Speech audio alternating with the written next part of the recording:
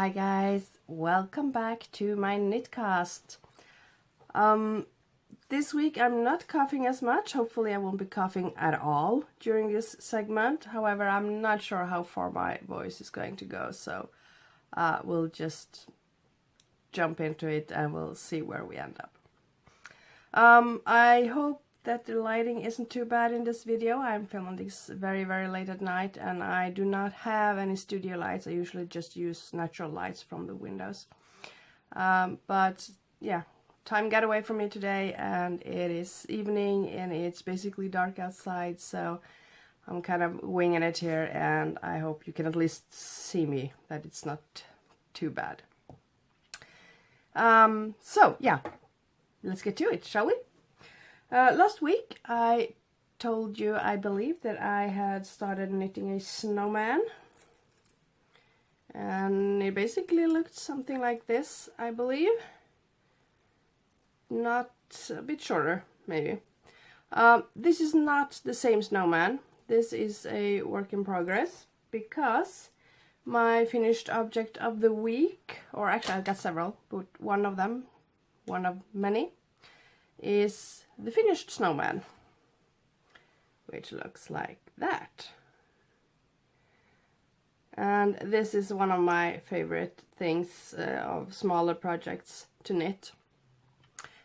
These are meant to be like Christmas ornaments. You can hang them on the tree like this if you want to, or you could just, you know, place them anywhere you want. They are very fast knit. I usually do one of these, you know, like during a movie or something. And this is not the only one that is finished. He also has a friend and another friend. So I have got 3 finished snowmen this week. Yay! I'm not sure where these are going to end up, if they're going to end up on Etsy or if I'm going to save them for like a Christmas market or something. We'll see. But those are finished, and I have a 4th one coming up on the needles, like I showed you. I also showed you my spring socks that I was working on last week, and I had this idea of, you know, just making a plain sock and then I would put like decorations on the side. And I had one sock finished and I had passed the heel on the other one. That pair is finished! Yay! Oh, can you see that? Those are done. The basic sock. I haven't blocked those yet, though, but I have finished all the knitting. So what is left on these is doing the decorations that I was kind of thinking I would do here on the side. On that side, on that side. However, being me, I couldn't just settle for one pair. I have this thing about doing all my projects in multiples. So, true to form, of course, I also made a pink pair that is done. Not blocked either. And, believe it or not, I also made a blue pair.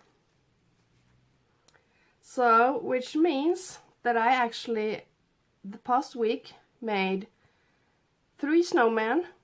I completed 3 snowmen, got another one on the needles, and I completed 3 pairs of socks, which I am very happy about. I'm not quite sure where I found the time to knit that much, actually, but hey, I'm happy. So next step for the socks are to block them and to start making decorations for them. And I want some kind of spring theme, so I'm thinking flowers and leaves and something like that. And hopefully I will have those completely done by the next episode, so you can see what they look like when they're finished. But not only that, I also made progress. I'm sorry, I gotta just catch this. Why do I always make such a mess? Okay, here we go. The Bohemian cardigan. Yay! It is coming along very nicely now. I think the last time I was like up to here, I think. So now I have done the rest of the pattern up here. So there will be some more of this turquoise now, and then I'm going to repeat this pattern again. And when I kind of reach, I think, well, when I'm up here again with the next section of this pattern, I will start doing the holes for the sleeves. Oh, my needles are poking through.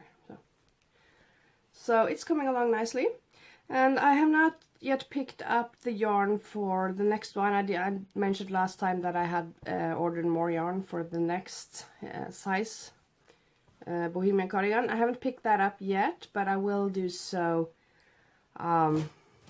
within the next couple of days at least. So there's no rush because I still have quite a lot of knitting left to do on this project. But it's coming along nicely, and yeah, I'm very happy about not having to rip back that project again, because it was starting to get to me, this whole ripping thing. So what else? That's it for knitting, but I was thinking we could talk a little bit about making patterns. Excuse me. Not quite there yet. Oh, there we go. I thought we would talk a little bit about how I go about developing my patterns. And it all starts with an idea. And anything can trigger my imagination and make me, you know, conceive an idea for something I want to do. It can be a color, it can be a shape, it can be something I see in a movie, and it doesn't even have to be clothing related. It can be just a shape of something, or a color, or a combination of colors that kind of triggers it. So I'm very, very easily inspired for some reason. And I always have been. It's not something that I've practiced, it's just, I don't know, it's just the way I work, I guess. So I get inspired real easily, and I do tend to, I like color works, you know that, and I do like, I often prefer the combination of color work and the rustic. So like when I'm doing this, when I'm visioning wearing this, I'm thinking something just plain jeans, or, you know, nothing fancy. And like I said last time when I talked about the whole photo shoot thing, I vision doing this, you know, out in nature, in maybe somewhere with a lot of rocks, a kind of mountainy surroundings, or why not in just the woods with all the green and the leaves. So just the combination of this burst of colors is like a fireworks of colors, and set against something more rustic, something like old wood or mountains, like, you know, like the gray rocks or something like that. I do like that combination. It's something that always kind of flows around in my head, I guess, when I get these ideas and what I want to do and how I want to do it. I always kind of balance the two towards each other. So if I make a garment like this, that it's a big garment, it's a long cardigan, and it's like an explosion of colors, then I kind of have to weigh it against something that is basically the opposite, pretty much, and often something that is yeah, like old wood or something, or rocks and stuff like that. So the way I go about doing this is I often just I decide what kind of material I want to work with, and I look at the gauge for that, and I just decide I want to make something in my size, for instance. And I measure myself, you know, how large am I over the hips and the chest, and how long do I want this to be. but especially width. And then I look at the band, what it says, how many stitches I need per 10 centimeters or whatever. And then I make the pattern itself from that. So what I usually do, I just find out how many stitches do I need to make a size that would fit me and the yarn that I would like to use. I cast on and I start knitting. I do not swatch.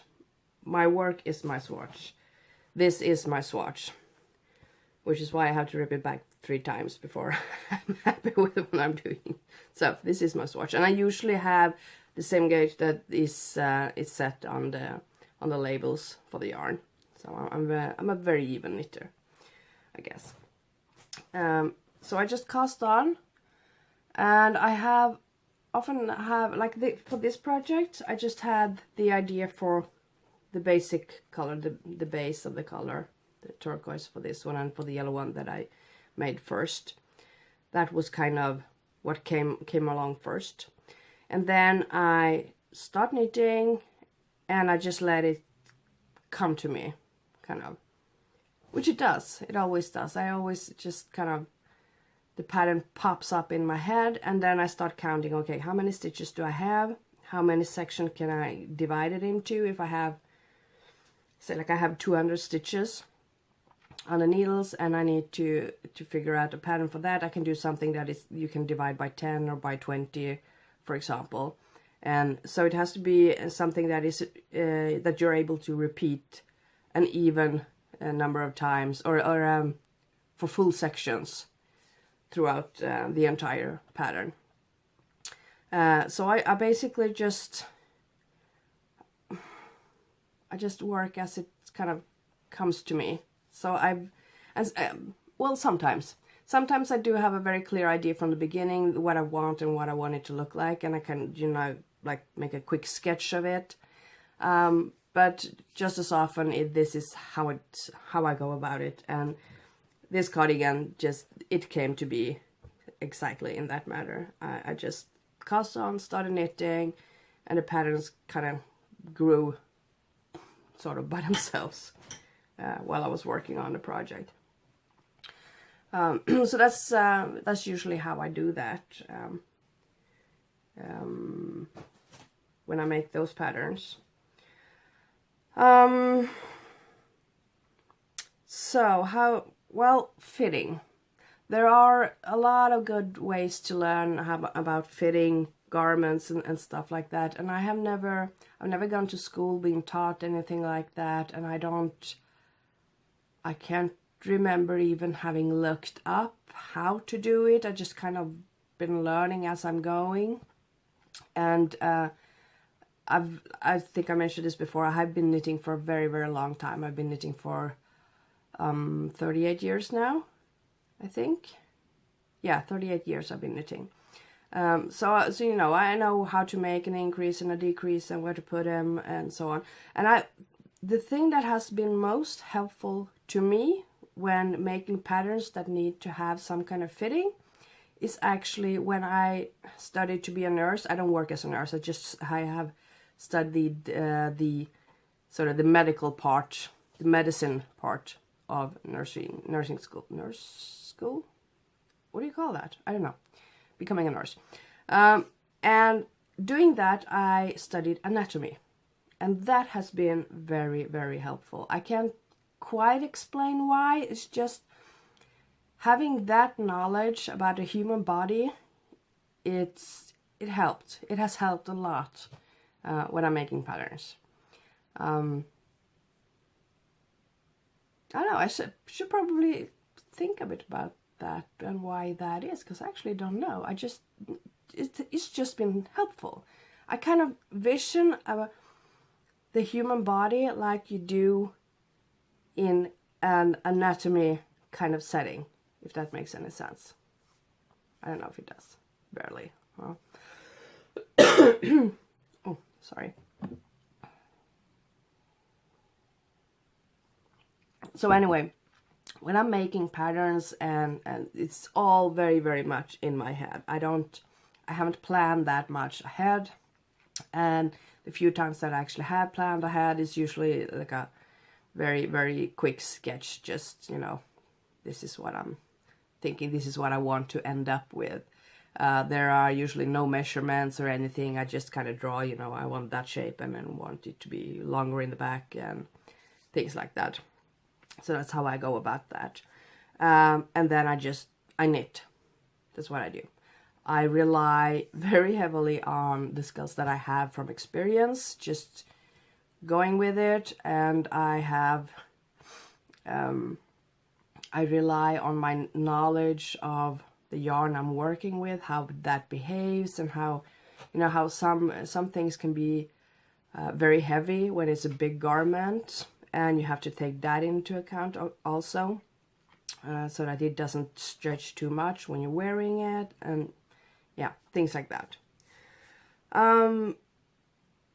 Yeah.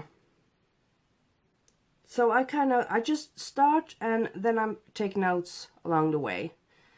I make a note of how many stitches I cast on and how I'm beginning, and, you know, so the pattern kind of grows as I'm going all the time.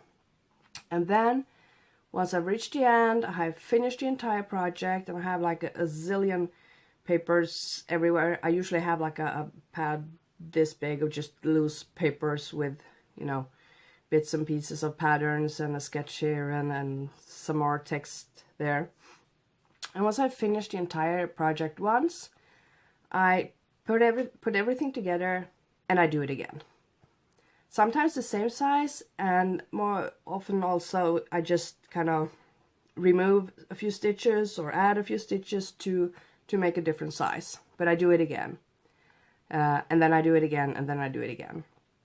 And doing that also helps me to find issues with the pattern, and it also helps me discover, because sometimes you will come to a point there is an issue with, let's say I make a size for me that it, you know, it looks good, it fits well and everything, and then I want to make a smaller size, and I do that, and then maybe I realize that, okay, I have the number of stitches that I'm working with now is not working the same way. It's not linear compared to the larger size. I have to do a few other things to make this work for the smaller size.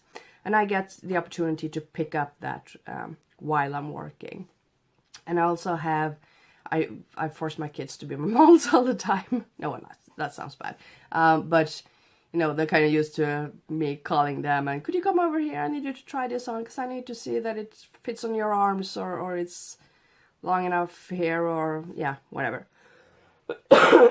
So I use that as well. Also, I kind of utilize the people that come in my way, and I ask them to try it on so that I can get an idea of what it looks like on an actual human body, because that is also very important.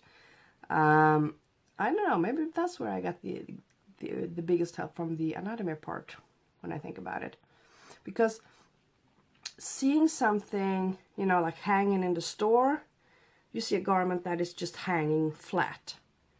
And I have, I know this woman who told me, she's like, I don't like to use the word skinny, but she's very petite, to put it that way. And she says, I can go into any store and buy anything just off the rack and it'll fit me, just like it's intended. And I told her, oh, you're so lucky. And she just looked at me and she said, no, consider this. I look exactly the same way dressed in that garment as it does hanging flat on the rack. And I had actually never thought about that before. So she was kind of grieving that she's not more curvy, and, you know, she couldn't put on any more weight than she had. It was just the way she looked. And I'd actually never considered that as an issue. I have other different issues myself, being on the other end of the scale, being very curvy and not very tall. So I'm not meeting any standards at all, basically.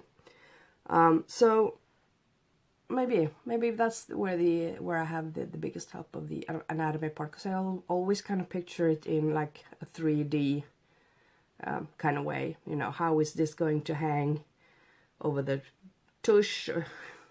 You say that? The tush? Yeah, that sounds cute. Or, you know, how is this sleeve going to work for an arm that, you know, looks like this. Yeah, so there are a lot of things like that to take into consideration, and that in which it helps to have someone actually try it on live and, you know, moving about in that garment. So that is also one of the reasons that I make several different sizes. I want to have different people of different sizes trying them on, so that I can get an impression of how this is working, like in real life, so to speak. Because if there's one thing I just can't stand about clothing, and particularly clothing for women, is the lack of movability. Have you ever thought about that? How women's clothes are all often so, most of the time, are very like restricted. It's tight, it's slimmed, it's short, it's, you know, you can't take a long step or things like that. And I don't want to make clothes that are like that. I want you to be able to, you know, raise your arms. You're going to throw a punch if you have to, or, you know, I want you to be able to move around in the garments that I make. So that's one thing that's important to me when I make my patterns as well, that you should be able to move about properly. It should be comfortable, absolutely comfortable. Sorry.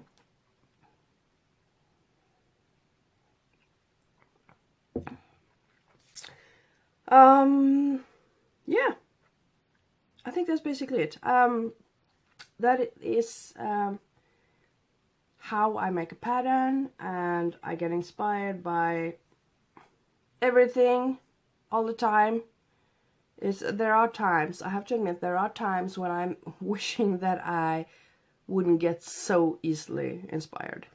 It would actually help if I wasn't that easily inspired, because I have like 10,000 projects living in my head all the time, and I try to jot some of them down so that I don't lose them, because I think it's a really great idea, but it just keep coming and coming and coming and coming and coming, and I would need to clone myself to be able to do all of these patterns that I would like to, but so it's a bit much sometimes, actually.